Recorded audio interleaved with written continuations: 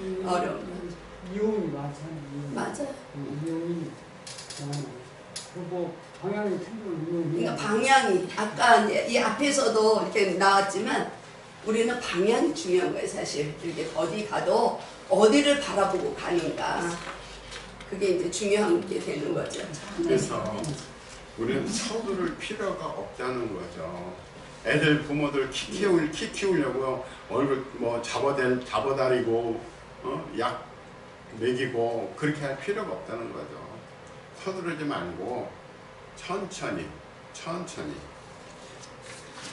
비록 느끼지 못하더라도 하나님은 우리의 삶에서 항상 일하고 계시는 거예요. 우리가 살면서 하나님 지금 내 옆에 계시네? 뭐 이런 거 느껴요? 예수님 지금 내 옆에 와서 계시네? 이런 거 안 느끼죠? 느껴요. 느끼죠? 나는 예수님 내 옆에 저를 보고 계시나요? 맨날 그것만 물어보는데 느껴지는 때가 있고 또 너무 잠잠하신데 어디 가셨나 이런 때는 하나님 침묵하실 때도 있고 야 정말 주님이 나를 이렇게 기쁨을 주시는 그런 걸 많이 느끼게 되죠. 그렇죠. 목사님은 그걸 느끼고 계시죠. 아 여기 다 안 느낀대잖아. 여기 목사가 아니라도 느낀대잖아. 나는 아니랬잖아. 아니 근데 실제로 우리가 생활하면서 우리 생활할 때 우리가 그런 걸 느끼면서 사느냐고요? 전혀 느끼지 못하고 사는 거예요. 그러면서 우리가 언뜻 이제 어떤 순간에 있을 때 그때 버스 타고 가면서 내가 하나님 오늘 잘 가게 해주세요 하고 기도할 때 그때는 내가 느끼죠. 계시다는 걸.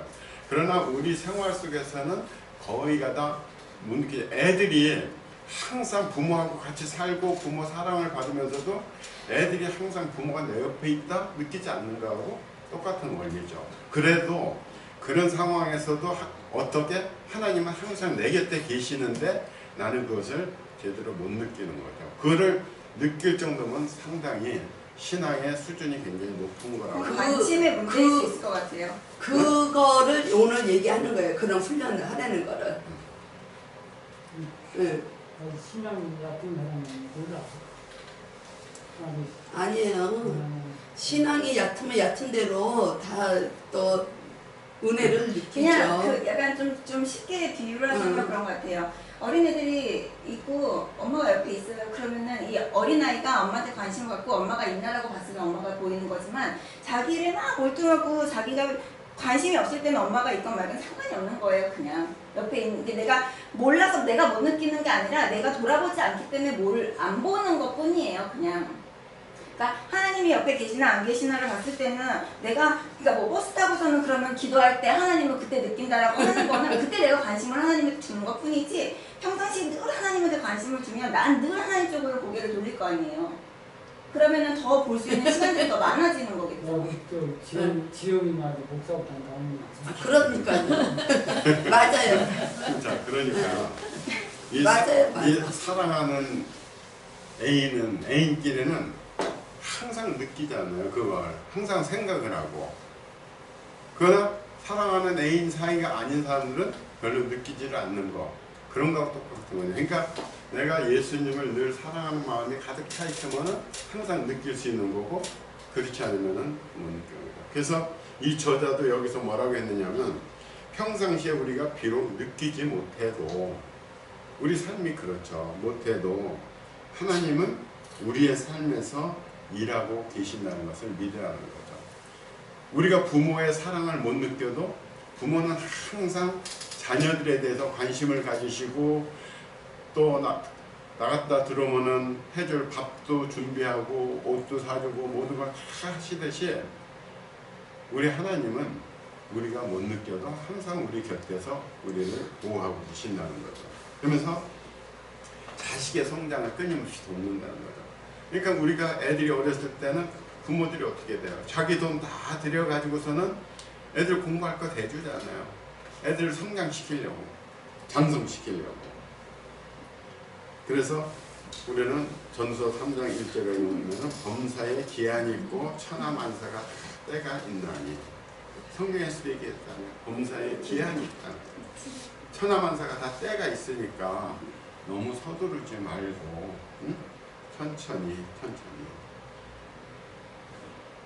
그 제가 이제 미국 살을 때 우리가 이제 가서 봤지만요, 세코야 파기라는 거기 가면요, 나무가 한 2000년 된 나무들이 있어요.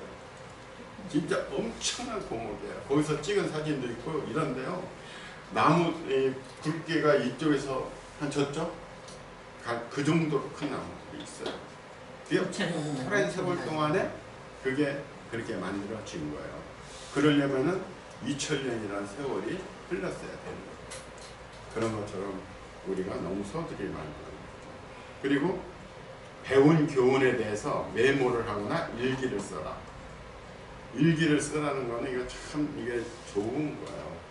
이제 저는 이제 학교 다닐 때요, 학교에서 아예 거기는 일기장 검사를 했잖아요. 우리 어릴 때는 일기 써오는 거. 이제 그걸 하다 보니까 내가 습관이 돼가지고 이제 일기를 쓰는데, 일기를 쓰되 영성 일기를 쓰라는 거예요. 이 영성일기는 굉장히 좋은 거예요.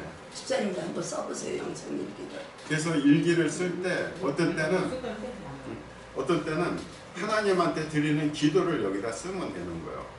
그리고 내가 생활 오늘 일어났던 것 중에서 하나님과 연관돼서 이것은 분명히 하나님이 이런 저기로다가 해주신 거구나 하는 것들을 내가 느끼고 그걸 쭉 적는 거예요. 잘못된 것도 적고. 네. 굉장히 영성일기 쓰면 좋아요. 그래서 이 영성일기는 오늘 그런 일이 일어났다고 사건을 기록하는 게 아니라 거기서 내가 배우고 느낀 거, 거기서 하나님의 음성이, 하나님의 무엇을 말씀해 주시는지 이걸 늘 써놓으라는 거죠. 성경에 나오는 지도자들의 성품을 개발하기 위해서 하나님은 긴 과정을 사용하셨다는 겁니다. 모세 몇 년 동안 성장시키셨어요? 80년. 그래서 나이 80대에 비로소 소명을 줘가지고 그 일을 감당하도록. 집사님 이제부터 하셔도 돼. 이제 10년 더 있다 일을 하실 건데. 그리고 요셉도 끊임없이 그 애굽에 팔려가서 보디발 집에 들어가고 감옥에 들어가고 이런 과정 속에서 성장시켜졌고, 야곱도 그 삼촌 집에 가가지고 몇 년 동안 했어요. 응? 20년이 넘게 그걸 해주고, 그리고 그 과정 속에서 끊임없이 성장시켰던 거죠. 그래서 성숙할 수 있는 다른 길은 없다는 겁니다. 그러니까 즉시 거룩한 사람이 되는 비법은 없어요. 그러나 버섯은 어때요? 하루 만에 만들어지죠. 버섯은 하루 만에 만들어요. 그래요? 네. 버섯이? 금방 나오죠. 한밤이라고. 네, 학밤당 그냥 이렇게 커요. 네, 길어봐야 며칠이죠. 버섯은 금방 순간적으로. 며칠은. 그러니까 버섯이 뭐 단단한 거 보셨어요? 다 흐물흐물하고 자 저기. 그렇지만 버섯도 영양가가 많은 것도 있고 맛있는 것도 많은데 되게 그러네요. 아 영양가는 맞네. 있지. 이거 뭐 근데 비싼 오이 것도 같은 하나 거 많은데. 이런 것도 여름에 한 번만 자고 일어나면 가만히 가버리고. 그렇죠. 그렇죠. 오이 같은 거. 그런데 큰 건물을 지을 수 있는 큰 기둥은 절대 하루아침에 자랄 수가 없다는 거예요. 수십 년, 수백 년이라는 그런 시일이 그러네요. 그러니까 버섯은 이 축에 못 낀다는 얘기가 되는 거네요. 그래서 큰 거목은 대기만성이에요.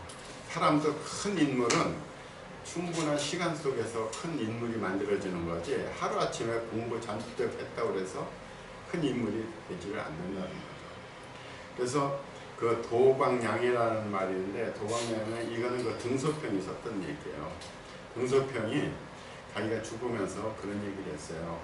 중국은 앞으로 절대 50년 안에 세계 무대에 나서지 마라. 도광양에는 어둠 속에서 내 힘이 자랄 때까지 가만히 참고 기다리는 거. 매미가 성충이 되어서 7년 동안 땅속에 있는 것처럼 숨어 있으라고 그랬어요.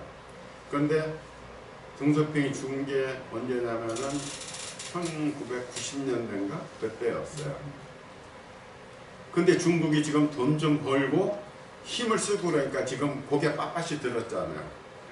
꼭 고개 빳빳이 들고 나를 당할 놈이 누구냐 이러니까는 지금 미국에서 지금 쳐버리잖아요. 미국에서 쳐버리니까 뭐 엊그제 보니까는 시진핑이 한국 문서 보냈다고 그러더라고요. 우리가 잘못했다. 뭐 그게 맞는 얘기인지 모르겠는데 이제 지들이 죽게 생겼잖아요. 지금 미국에서 쳐버리니까 지금 내수도 죽고 경제도 죽고 막 엉망이 되잖아요. 근데 제 생각에는요, 중국이 진짜 50년 동안 몸살이고 안 나타나고 그렇게 자기들 실력 키웠다가 딱 나오면요, 미국도 손 못 대요. 더 이상. 근데 지금 불과 한 30년도 안 돼서 고개 들으니까 들 자랐거든요. 그러니까 너 한번 맞아볼래? 하고서는 하니까 좀 꼼짝 못하는 거죠. 그래서 항상 자신을 겸손하게 이게 숨기면서 그 때를 기다리는 거. 이제 또 그렇게 하면 또 손해보는 경우도 있어요. 요즘에는 사람이 좀 덜 됐나 모자랐나 이런 대우도 받기는 하는데 그리고 이제 낙담하지 말라. 하박국 2장 3절에 보면 이 묵시는 정한 때가 있나니 그 종말에 속히 이르겠고 결코 헛되지 아니하리라. 비록 더딜지라도 기다리라. 지체되지 않고 반드시 응하리라. 하나님의 약속은 더딜지라도 반드시 이루어진다는 이걸 우리가 알아야 되는 거예요. 그래서 우리는 그러잖아요. 하나님 왜 이걸 안 해주세요? 안 해주세요. 응? 그러지만은 하나님은 언젠가는 그것을 이루어 주신다는 거죠. 우리 맑은샘 교회가 지금은 몇 명 안 돼도 때가 되면은 하나님이 반드시 이루어 주신다는 거죠. 앞으로 가야 할 길보다 지금까지 걸어온 길을 생각하다. 내가 지나오는 동안에 얼마나 하나님의 은혜를 많이 받고 내가 왔는지. 우리가 원하는 곳에 서 있지 않지만 우리가 서 있던 곳에 있지도 않다. 내가 하고 싶은 게 있고 가고 싶은 곳이 있어요. 그 자리에 있지 않지만 그러나 내가 옛날 자리에만 있지는 않는다는 거죠. 그만큼 우리는 성장을 했다는 거죠. 그래서 인내하라는 겁니다. 하나님은 우리에 관한 일도 아직 완성하지 않으셨다. 우리 하나님이 나에 대해서 나의 인생을 완성하지 않으신 거예요. 계속 하나님은 지켜보시고 성장을 도우시고 때를 기다리시는 겁니다. 그래서 이거는 이제 제가 강의할 때 쓰는 얘기인데 인생의 완성이라는 단어는 없다. 인생은 항상 미완성이다. 우리한테 죽는 날까지도 우리는 이 완성이 없고 완성은 하늘에 가서 이루어지는 거고 우리가 살아가는 인생 과정은 끊임없이 미완성, 그 미완성 과정을 끊임없이 갈고 닦으면서 내가 성화되어가고 내가 하나님의 견인 속에서 천국으로 들어가는 그 과정을 밟아가는 것, 미완성의 연속이라는 것. 내 삶의 목적에 대하여 성속을 위한 지름길은 없다. 빌립보서 1장 6절 같이 읽을까요? 너희 안에서 착한 일을 시작하시니가 그리스도 예수의 날까지 이루실 줄을 우리가 확신하노라. 삶으로 떠나는 질문. 영적인 성장의 어느 부분에 있어서 나는 더 인내하고 끈기를 가져야 하는가?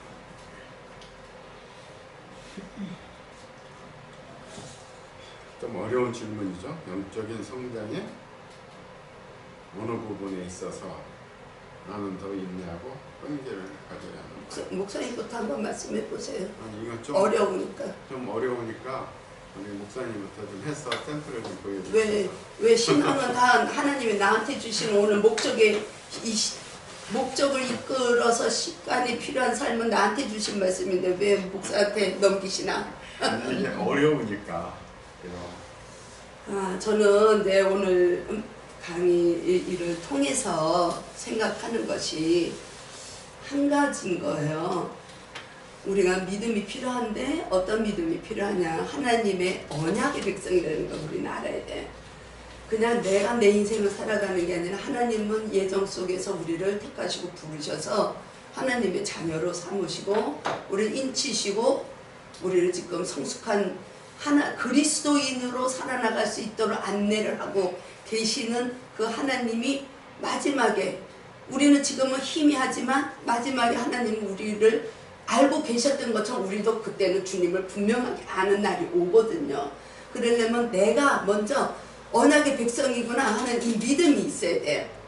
이 믿음이 있다면 어떻게 우리가 이 거룩한 삶을 살아나가고 또 이 시험을 이겨나가고 하는가. 내 의지가 있어야 돼.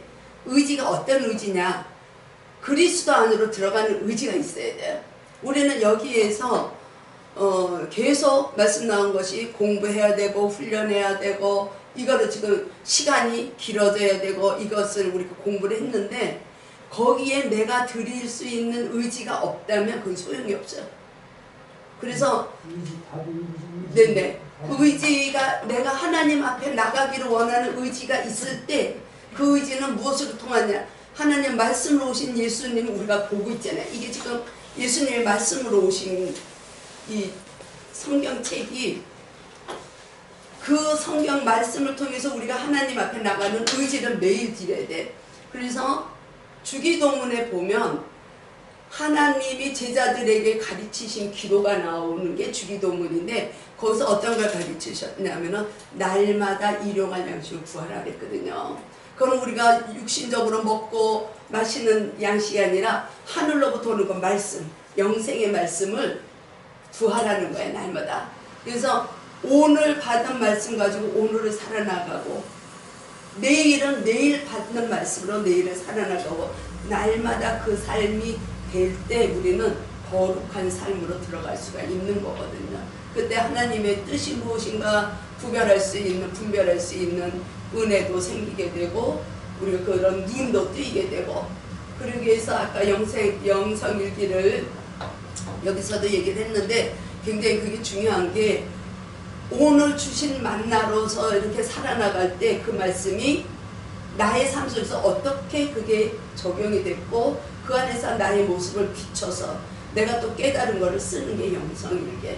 그렇기 때문에 주님은 필요합니다. 나한테 이 고백까지 나가는 것이 영성일기거든요. 그렇게 우리가 하루하루 살아나간다면 막 에녹처럼 엘리야처럼 그들은 죽음 없이 그냥 하늘나라로 간 사람들이 엘리야하고 저기 에녹은 거기 보면 늘 하나님과 동행하더니가 있거든요. 그래서 과연 우리가 한 주간 동안 살아나갈 때 내가 하나님과 동행하는 삶이 오늘도 이루어지고 있고 내일도 이루어지고 있고 어저께 조그만 것까지 은혜 받은 거 우리는 그거 갖고 구원을 이뤄가는 게 아니라 지금 이 시간 오후 성경 공부를 했으면 이 시간에 나한테 주어지는 감동의 말씀 그걸 붙들고 오늘 하루 살고 내일은 또 내일 주시는 큐티 말씀을 붙들고 내일 하루 살고 그게 훈련을 해가는 경건의 훈련의 방법인 것을 저는 이렇게 말씀드리고 싶습니다. 지난번에 배우는 하나님은 감당하지 못한 쉬워지지 않는다 그랬잖아요. 그렇죠. 근데 주의를 그냥 예를 들면 가벼운 주의를 주는 사람은 뭐 금방 예를 들어 살인죄를 해가지고 그 사람이 사형 선고를 받았어. 그럼 이걸 어떻게 중한 죄죠, 그죠? 그게 이제 조금 우리가 알아야 될 것이 우리가 이제 사회생활하고 우리가 인간의 눈으로 봤을 때는 죽일 놈이잖아요. 살인을 했으니까. 그런데 이 성경에서 이야기하는 죄라는 건 하나님 뜻대로 살지 못하는 게 죄거든요. 그래서 하나님이 나한테 없는 게 죄거든요. 그렇기 때문에 하나님이 보실 때는 내가 아무리 깨끗하게 산다 해도 유대인들 보고 외식하는 자라고 책망하신 것처럼 나는 아무리 깨끗하게 사는 것 같지만 내 삶에 하나님이 주관해 주시는 게 없으면 우리가 눈으로 봤을 때 살인하는 사람이나 하나님 보실 때 똑같은 죄인이에요. 만약에 그 죄를 세상에서는 사형수로서 살았지만 그 자가 정말로 회개하고 그 마음에 주님을 받아들이고 정말 참회개가 이루어져서 나는 지금은 죽지만 주님과 영생하고 싶습니다 이런 믿음의 고백을 한다면 하나님 보실 때는 그 사람이 더 의로운 자가 될 수가 있어요. 나는 아무리 의롭게 산다 했지만 내 뜻대로 사는 사람은 죄인인 거야. 그거는 하나님 보시는 입장에서. 그래서 우리가 중요한 것은 내 눈으로 모든 거를 내 눈으로 보고 내 눈을 생각하는 게 아니라 하나님의 관점에서 보는 훈련을 우리가 또 받아야 되는 거죠. 그게 이제 주님의 마음으로 보는 거죠. 그럴 때 이제 우리가 그 사형수를 미워하고 죽일 놈이라고 얘기하는 것보다 하나님의 백성인데 그자도 그 하나님의 사랑이 그자를 덮어주기를 원한다. 우리 기도를 해줘야 되죠. 그게 기도를 해주는 네네 기도를 해주면 아니 기도를 해줌으로써 해결된다는 것보다 기도를 해서 하나님이 그 영혼을 불쌍히 보실 수 있도록 하나의 필요한 그 수단이 될 수가 있는 거죠. 이게 죄에 대한 그 개념이 우리가 조금 바뀌어져야 될 필요가 있어요. 성경 안에서는. 하나님이 보시는 살인의 개념하고 우리 인간이 보는 살인의 개념은 좀 틀린 것 같아요. 살인이면은 말 그대로는 사람을 죽이는 거잖아요. 죽일 때 구약 성경에도 보면요, 많은 사람을 죽였어요. 또 하나님도 말한 대로면 인간이 말한 대로만 인간들을 전부 다 막 묵살시키고 그러셨어요. 다윗이 얼마나 사람을 많이 죽였어요. 그래도 하나님이 다윗을 갖다가서는 불의하다고 안 하셨거든요. 내 마음에 합당한 사람이라고 했어요.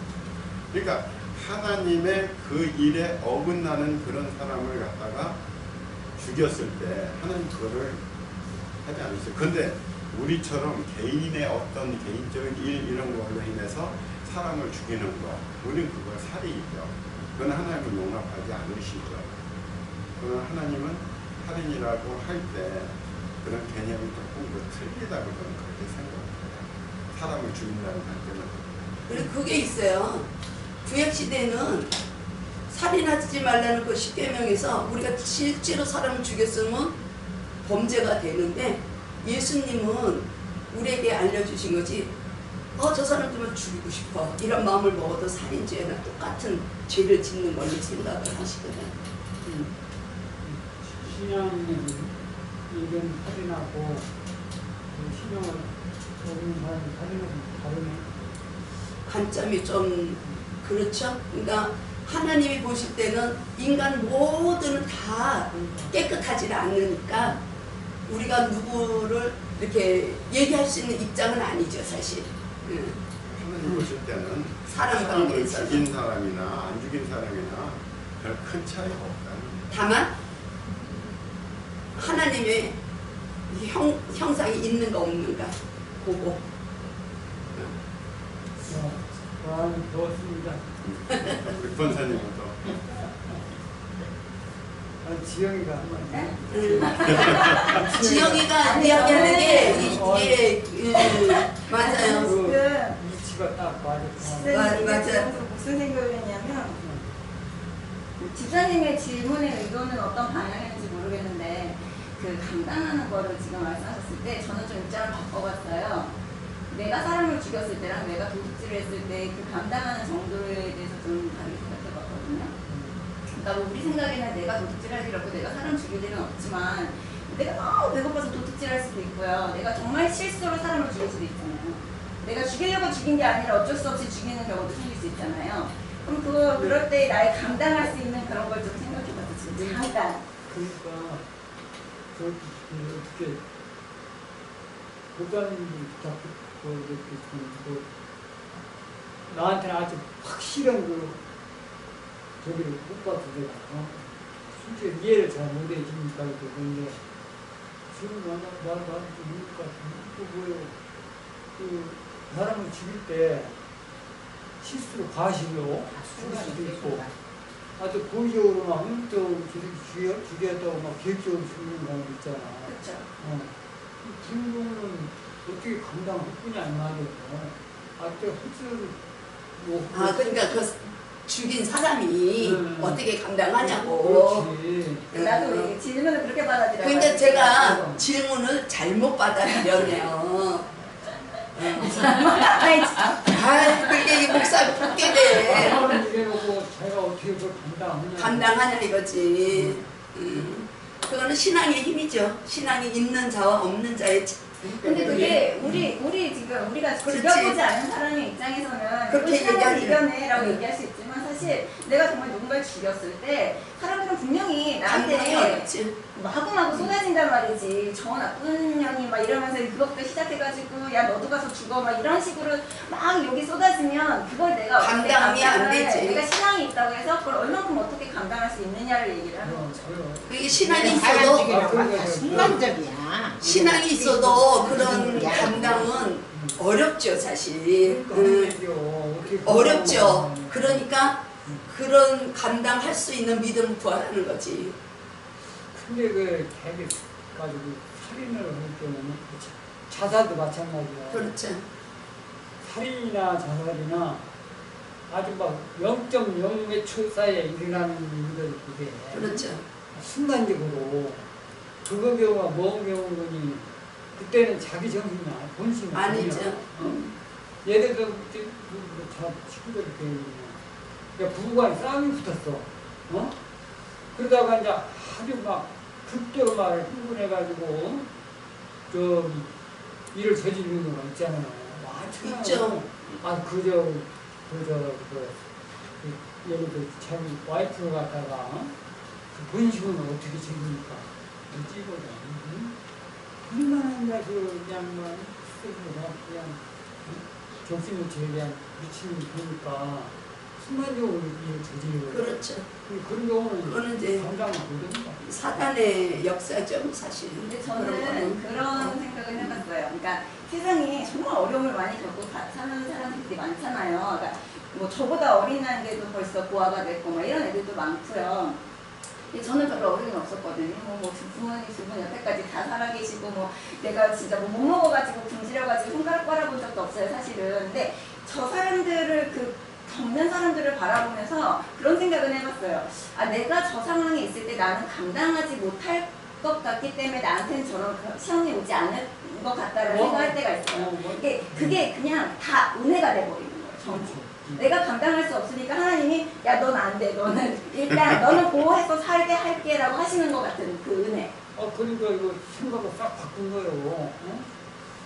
내가 죽이려고 하는 그 생각을 갖다가 근데 그건 하나님의 영역이 아닌 거예요 사실. 그러니까 이게 하나님도 역사를 하시지만 하나님 보호 속에 있는 사람과 또 그렇지 못한 사람들이 있잖아요.